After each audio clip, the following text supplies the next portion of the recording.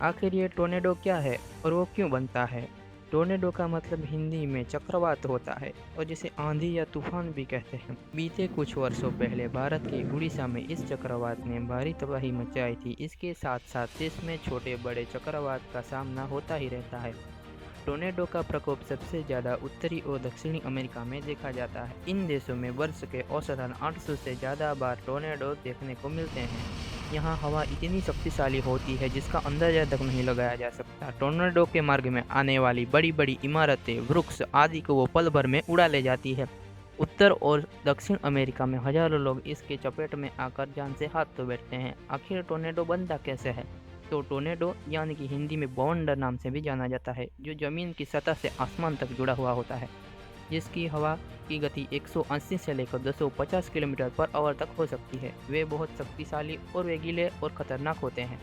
असल में बात तो यह है कि अमेरिका जैसे बड़े देशों में बहुत सी जगह मैदानी है और दुनिया के बहुत से देशों में पेड़ काटे जाते हैं, जिसकी वजह से अब पेड़ की कमी होने लगी है।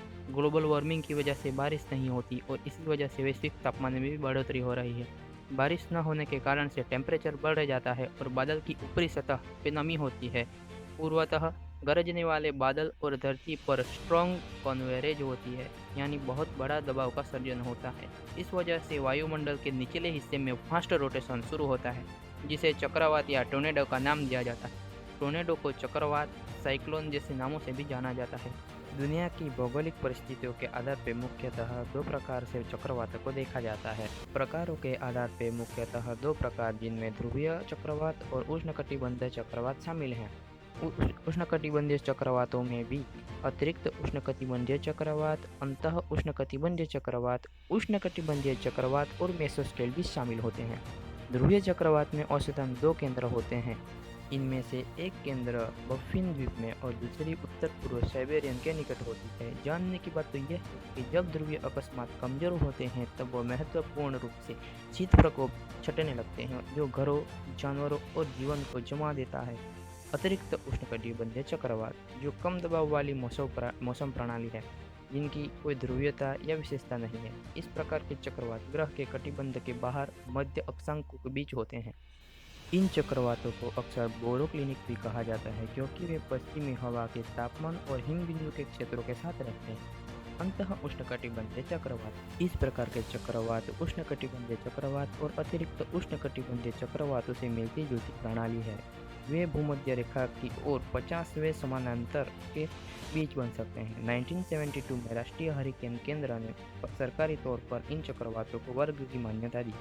इस चक्रवातों का तापमान अन्य कटिबंधीयों से ज़्यादा ठंडा होता है, जिनका गठन के लिए प्रयुक्त समुद्र का सतह का तापमान उष्णकटिबंधीय चक्रवात से 3 डिग्री या 5 डिग्री फ़ारेनहीट से कम हो सकता है। उष्णकटिबंधीय चक्रवात जो एक तूफानी प्रणाली है, जो एक कम दबाव का केंद्र और गरजदार तूफान, तेज हवाएं और ज़्यादा वर्षा देता है। जब ऐसे चक्रवात बनते हैं तब नम हवा से गर्मी निकलती है, जिनकी बाष्प नमी के लिए जानी जाती है।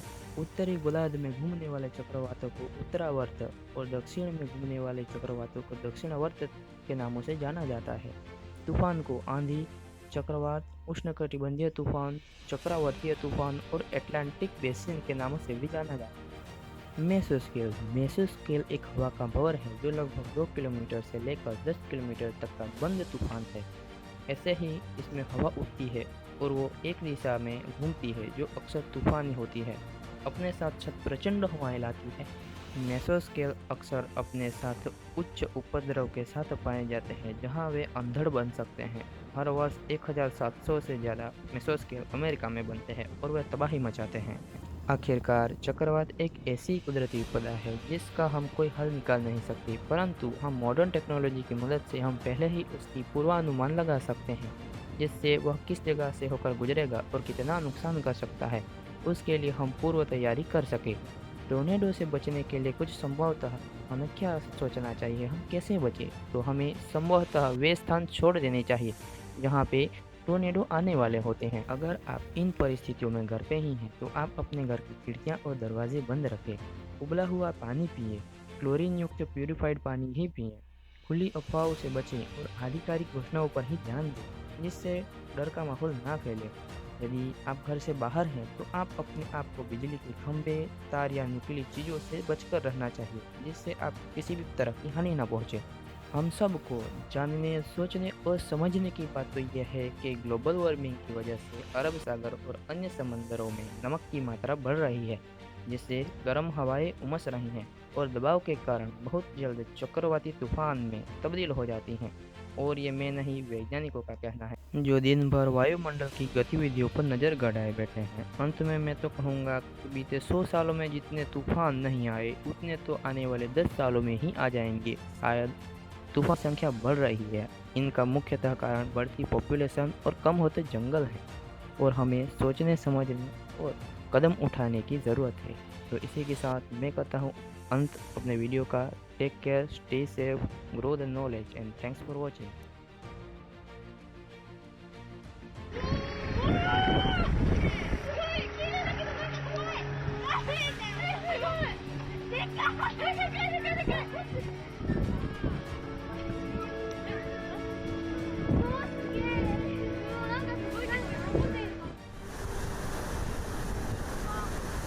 Oh my god. Someone's getting hit. Or drive up, Ricky.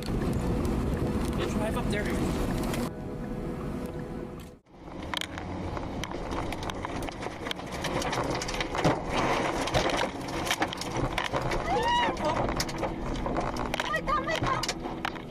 Long trường phong.